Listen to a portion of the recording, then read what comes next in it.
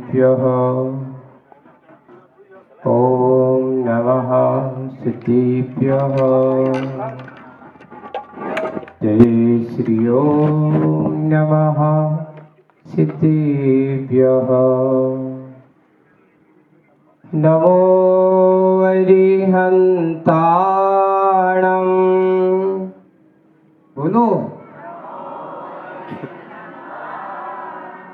भूख लग गई होगी लगता है। नमो सिद्धाणं।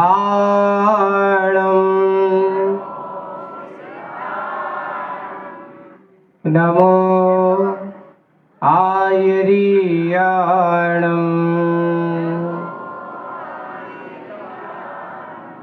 नमो वज्रायाणं।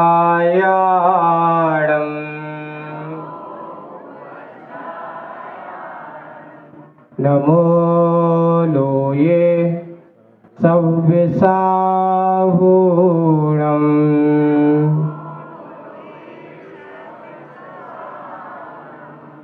बोलिए पंच परमेश्वरी भगवंतों की, शासन नायक भगवान महावीर स्वामी की, देवादिदेव 1008 श्री शीतलनाथ भगवान की, परम पूज्य आचार्य गुरुवर श्री विद्यासागर जी महाराज की, आचार्य श्री समय सागर जी महाराज की, 3 कम 9 करोड़ मुनि राजों की, मुनिवर श्री अजित सागर जी महाराज की, समस्त मुनि संघ की।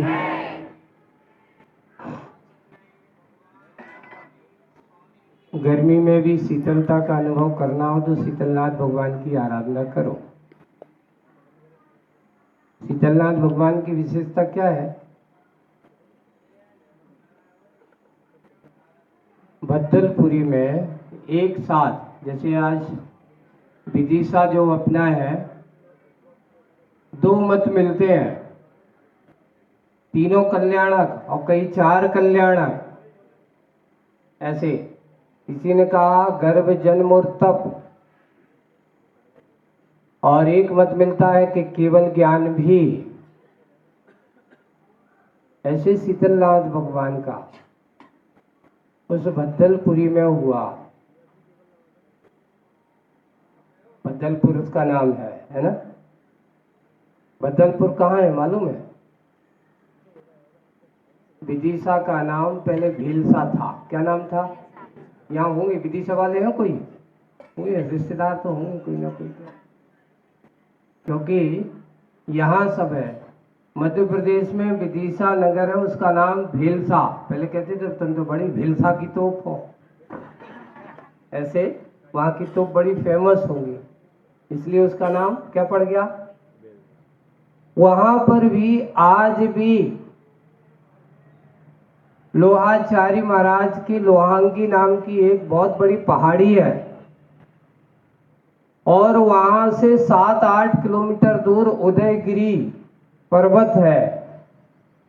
अभी जाना, यात्रा करना, अपन यात्रा करते हैं पर ये छोटे छोटे क्षेत्रों को भूल जाते हैं। और उस उदयगिरी में अपनी शुरुआत की 1 नंबर की गुफा, वहां उस पहाड़ में बहुत सारी गुफाएं। अभी हम लोग विगत वर्ष जब रसिया से वापस आ रहे थे तो उदयगिरी की वंदना करते हुए आए थे, और उसके बाद जो अंत की गुफाएं हैं, 20-25 नंबर की गुफा, ऐतिहासिक देखने लायक गुफाएं, जहां बैठ करके ऐसे अनेक मुनि राजों ने, और सनातन धर्म वालों की भी अनेक गुफाएं हैं, बौद्ध धर्म वालों की भी अनेक, सर्वधर्म संभाव वाला उदयगिरी क्षेत्र है। वहां वह उदयगिरी, उसका नाम, दूसरा नाम भद्दलपुर के नाम से जाना जाता। ऐसे भद्दलपुर में आज पूज्य आचार्य भगवान ने वहां पर शीतलनाथ भगवान का विशेष समोषण विदिशा में, आप लोग जाना, वहां शीतल धाम नाम का एक क्षेत्र का निर्माण हो रहा है। और कभी जब भोपाल से निकलना और भोपाल से सागर या विदिशा की ओर आओगे तो आप ट्रेन में बैठे बैठे उस शीतलनाथ भगवान के समोषण की रचना हो रही है, उसको देखना। आप जाओगे तो आपके बाएं साइड, जब विदिशा की ओर आओगे तो बाएं साइड, और भोपाल की ओर जाओगे तो दाएं साइड पर। बिल्कुल ट्रेन में बैठे बैठे आपको समूसन की रचना दिखाई देगी। ऐसे शीतलनाथ भगवान जिनकी आराधना करते हुए हमारे अंदर की आत्म साधना अपने आप हो जाती है, पर साधना करने वाला है, होना चाहिए। आचार्य समंत बद्ध महाराज ने संसारी प्राणियों की विचित्रता शीतलनाथ भगवान की स्तुति करते लिखा है कि भगवान ये संसारी आत्मा कैसा है, और आपके ऐसे शीतलकारी धर्म को, आपके इस महान जीवन और व्यक्तित्व को देख करके जो अपने आत्म कल्याण नहीं कर पाते, वे कैसे हैं, अपने जीवन धर्म नहीं कर पा रहे हैं। मैंने लिखा सजीव इते काम सुखे तृष्णा सुसिधा, कि हे भगवान ये दसला, ये संसारी प्राणी कैसा है, सुजीविते काम सुखे तृष्णा, सजीविते काम दिवास मारता निसेरते प्रजा। दिवा यानी सुबह प्रातः काल होता है, ये उठता है और जाकर के आपके क्या करता, दिन भर काम धंधे करता है, धन पैसा कमाता है, थक जाता है, और थका हारा आता है, और रात में फिर क्या हो जाता है, निस्सेरते प्रजा। किसके लिए, सिर्फ सुखे से स्ना, कौन सी स्ना, काम भोग, इसकी ही स्ना लेकर के हमेशा जीवित होता रहता है, घूमता फिरता रहता है, भटकता रहता है।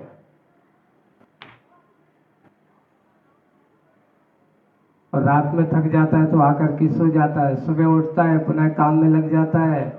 पैसा पैसा, कितना पैसा चाहिए। एक बार एक बहुत अच्छा, ये लोग जो संगीतकार होते ना, तो वो बार बार कहते तू पैसा पैसा करता है, पर कैसे करता है, दिन हो चाहे रात हो, हर समय उसके हाथ में एक ही बात हो, जिसका नाम है पैसा।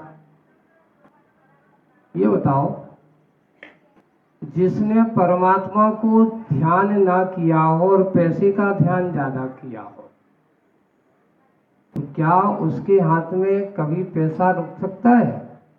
पर जो एक व्यक्ति के बारे में मैंने बिल्कुल सत्य घटना कर रहा हूं, और आकर के कहते थे महाराज मैं दिन भर में खूब पैसा कमाता हूं, लेकिन मेरी समझ में नहीं आता, पैसा आता तो है पर चला कहां जाता, टिकता नहीं है, कहीं ना कहीं जाने का रास्ता खोल लेता है।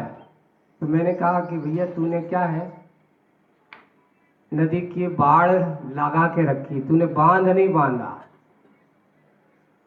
देखो पानी अगर बह रहा है नदी पर, या नदी बह रही हो और बह रही तो उसका काम है बहने का, वो आया है तो जाएगा,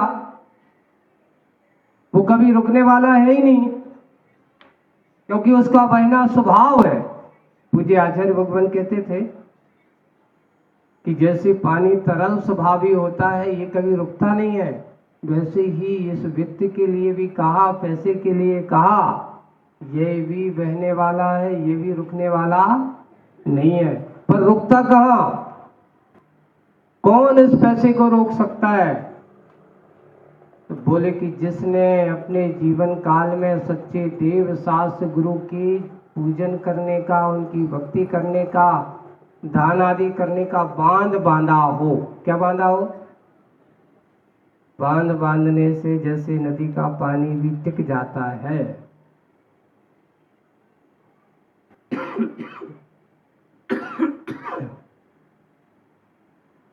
लेकिन बांध अकेले बांधने जैसे पूरा पानी नहीं टिकता। कभी देखो आप चले जाना, बड़े बड़े सरदार सरोवर में रहने वाले हो, नर्मदा नदी पर बांध बंधा हुआ है, लेकिन उसमें से जब तक नहरें ना निकाली जाए तब तक बांध सुरक्षित नहीं रहता।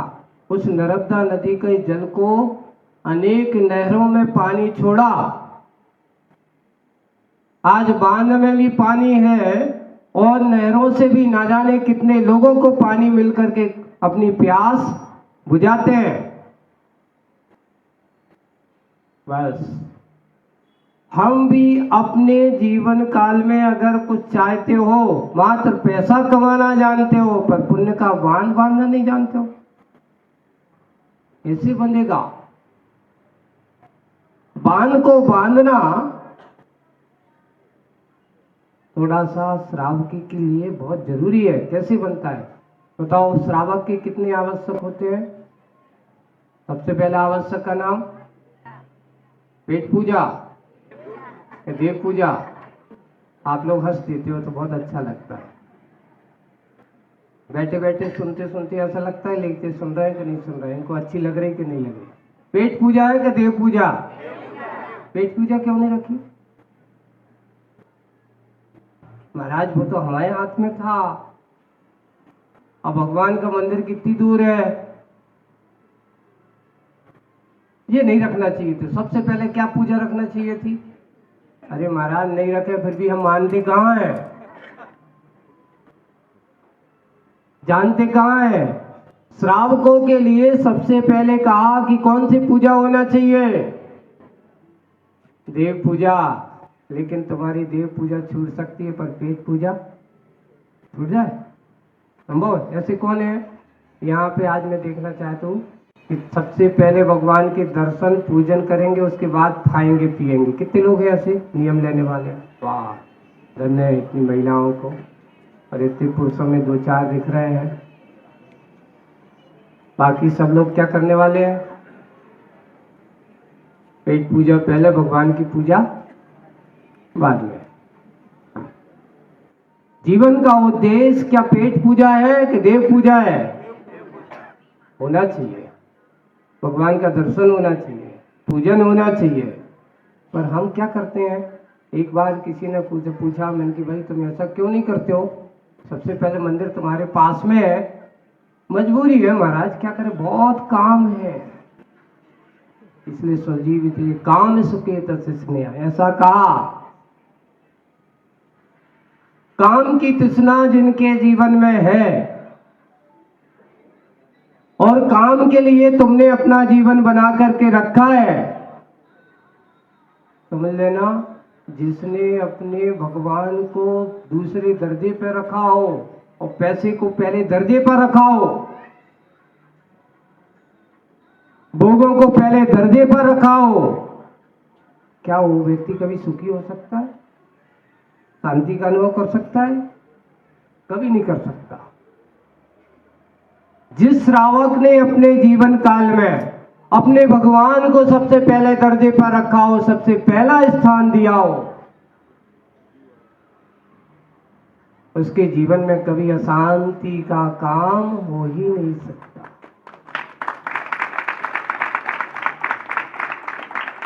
हमें क्या करना है, कौन सा स्थान देना है? तो सबसे पहले अपने भगवान को स्थान देना है। एक बार एक प्रसंग पूज्य आचार्य भगवान के मुख से सुना था। आज के लोगों में पुराने लोगों में अंतर क्या है? आप लोगों की इस वर्तमान जनरेशन और पुराने हमारे उन महापुरुषों के, ये कहो उन श्रावकों का सोच क्या है? पहले वो क्या करते थे? तो उन्होंने कहा पहले के लोग घर वहां बनाते थे जहां सबसे पहले भगवान का घर होता है। पहले के लोग अपना घर कहां बनाते थे? जहां पहले हमारे भगवान का मंदिर होगा, भगवान का जिनालय होगा, वहां अपना घर बनाया जाता था।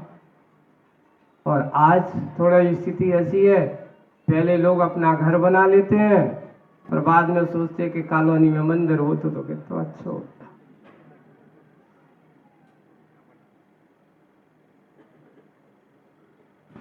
क्या अंतर है बताओ?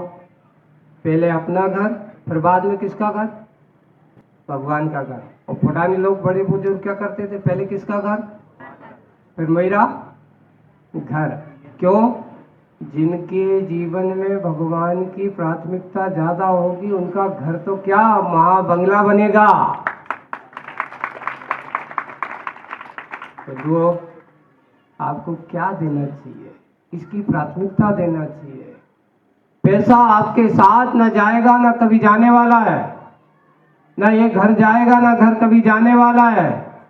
अभी विशिष्टाचार्य जी, विधानाचार्य जी आपको क्या कह रहे थे कि ऐसा जो घर बना है उसमें तुम्हारा कभी दूसरी बार जन्म होने वाला नहीं है, कह रहे थे ना, होगा तुम्हारा जन्म दूसरी बार, कोई भरोसा है? आ गए तो महाराज, अभी बाप बन के मत जिए थे, हो सकता है नाती बन के जी सकते हैं ऐसा, लेकिन वो तो नहीं आएगा जिसमें तुमने बनाया होगा। लेकिन तुम्हें याद नहीं होगा, तुम्हें स्मरण नहीं होगा। बंदो, ऐसा घर बना के जाओ जो घर बनने के बाद तुम्हारे लिए पाप का नहीं पुण्य का कारण बने। तुम यहां रहो चाहे दुनिया के किसी कोने में रहो, संसार के किसी भी घर में रहो, यहां तक कि स्वर्ग में भी रहो, वहां पर भी आपका पुण्य का संबंध जुड़ा रहेगा, खाता चालू है। आप लाइफ इंश्योरेंस करते हो, है ना? यहाँ पे कोई ना कोई लाइफ इंश्योरेंस करने वाले, जीवन बीमा LIC वाले कोई एजेंट तो होंगे ही, बहुत होंगे काम करने वाले। अब देखो, आप पैसा लगाते हो, एजेंट क्या करता है, आपके पास एजेंट आएगा और सबसे पहले उससे पूछा कि भाई लाइफ इंश्योरेंस का फायदा क्या है, तो उनका वो यही कहेगा कि आप जब मर जाओगे तो आपके पैसे आपके परिवार वालों को मिलेंगे। आपको जीने के फायदे नहीं बताएगा, किसके फायदे बताएगा? मरने के बाद के फायदे बताएगा कि आप नहीं रहोगे तो आपका पैसा किसके काम आएगा? सोचो, आपके काम नहीं आएगा।